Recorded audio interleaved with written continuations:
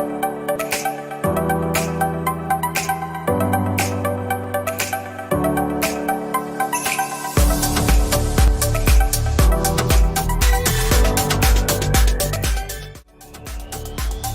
Hi, Angel. Good to see you. Likewise. Good to see you. So we are here today because, we've been receiving a lot of messages from our, C-level counterparts online, on LinkedIn and other sources, and other meetings and gatherings that we organize almost every single week. And if you had to summarize, what's top of mind right now of most of the C-level executives in the organizations in the world regarding of the industry, what would you say? Angel, other than some of the obvious ones like Amazon and Apple and some of the digital companies who are doing very well under the current situation, the significant majority of companies are just focusing on preserving capital, staying afloat, not running out of cash, and just re-engineering the way they do things. And obviously we know that most of the companies, most of the industries are also have gone from, working face-to-face to working remote. So that actually increases, that makes the entire equation a little bit more complicated, right? Because people are working remotely. Yeah. So is there a way in which preserving capital, in which mitigating risk could be done in a more efficient way with everybody working remotely today? Yeah, I really believe that there is a way of doing this. It's lonely out there. And when people are out there sitting in front of a computer screen on their own, it's very hard to connect what they do to what the shareholders look at.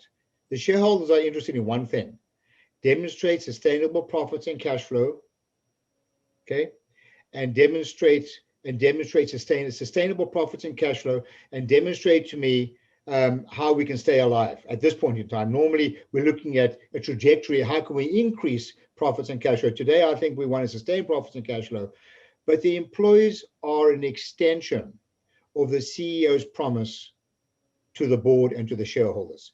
So in answer to your question, people are sitting in front of a computer screen, working from home, maybe working through some kind of virtual connection as we are doing here.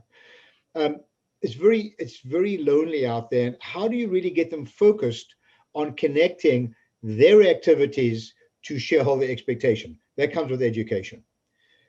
And another issue here, Angel, is that people tend to think of numbers in isolation. They tend to have silo thinking. So for example, people focus on increasing sales. But I like to use the expression, so what? Sales are up and we're busy, but what about operating costs? What about operating capital? What about cash flow?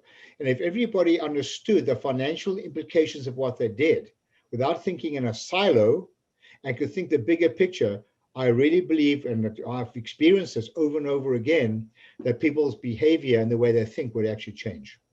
In the last 25 years, you've trained more than 20,000 business operators and C-level executives in corporations all over the world, of many different sizes, many different industries. Yeah. If you had to say that's something that they all have in common when you start working with them, what would you say? What would you say you see? Do you think that in the beginning, everybody is aware of the consequences, of the implications of their decisions on a daily basis? Oh my word! I've tested thousands and thousands and thousands of people across the board, from entrepreneurs to C-level executives to CEOs of companies. And in my experience, non-financial operators and organizations are less than 40% financially literate, even at a basic level.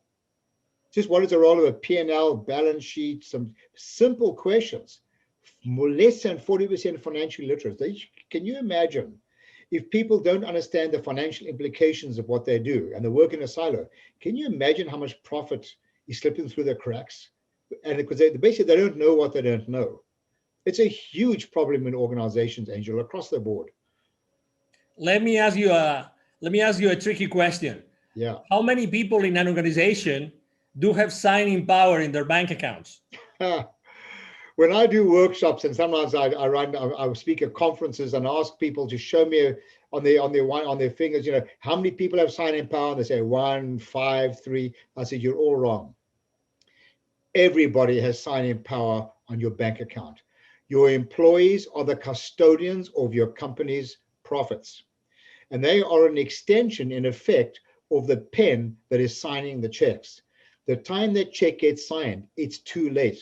So what are you going to do? Go back and tell someone, well, I'm not going to pay for this labor cost because we screwed up and had to do a rework on our job, or you overpaid a vendor, or we were inefficient. It's not going to happen. It's too late. You've got to deal with this at the root of the issue, not when you sign the checks. So yeah, everybody should have a clear understanding, especially now when they're working on with limited resources and cash availability. Now especially, people should be aware of it and incentivize them accordingly.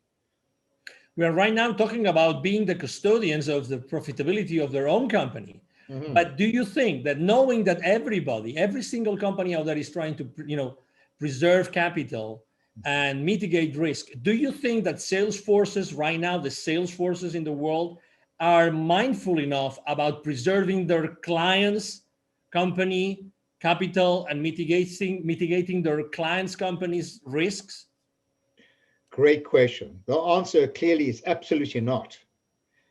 I've often suggested to business operators, owners, to have this conversation with their salespeople and make a statement something like this. The moment you make a sale, you are part of your customer's problem. And people look at me like, how can you say that? I said, it's easy.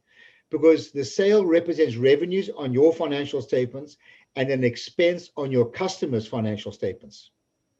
And it is incumbent upon a professional salesperson to demonstrate how the cost on their P&L, the customer's P&L, what the service that you're offering, the contribution will equal or exceed the cost on their P&L. And until that happens, you are part of their problem.